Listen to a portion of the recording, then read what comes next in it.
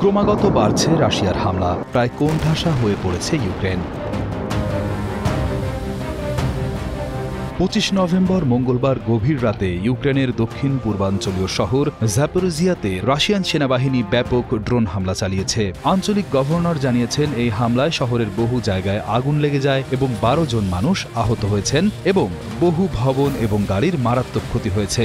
আঞ্চলিক governor Ivan Fedorov Telegram messaging অ্যাপে একটি পোস্টে নিশ্চিত করেছেন যে এই হামলায় বেশ কিছু দোকান পুরোপুরি ধ্বংস হয়ে গেছে, 7টি অ্যাপার্টমেন্ট ব্লক সহ অন্যান্য ভবন ক্ষতিগ্রস্ত হয়েছে, অসংখ্য গাড়ি চূর্ণ বিচূর্ণ হয়েছে। তিনি আরও জানান, আহত 12 জনের সবাই বর্তমানে হাসপাতালে চিকিৎসাধীন আছেন। জরুরি পরিষেবা দপ্তরও টেলিগ্রামে জানিয়েছে তারা আগুনগুলো নিয়ন্ত্রণে আনার চেষ্টা করছেন এবং উদ্ধার অভিযান পুরোদমে চলছে। উল্লেখ্য, জাপোরিজিয়া অঞ্চলের একটি বিশাল অংশ রাশিয়ান বাহিনীর দখলে রয়েছে এবং সম্প্রতি তারা বেশ কিছু এলাকা নতুন করে দখল করেছে।